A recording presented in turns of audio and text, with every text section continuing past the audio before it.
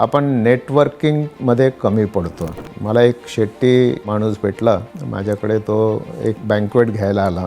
मी त्याला विचारलं सहज की पैसे कसे उभे केले, कर्ज वगैरे घेतलं काय? तर तो मला म्हणाला, नाही, आमचे एक 100 शेट्टी लोकांची BC आहे आणि प्रत्येकजण 5 लाख रुपये देतो, 5 कोटी रुपये तयार होतात आणि मग ते एका नवीन शेट्टीला हॉटेल उघडायला देतात. तर मला दिले आणि मी आता हे सुरू करतो आहे. म्हणजे हे नेटवर्किंग जे आहे ना, ही समाजाची स्ट्रेंथ आहे.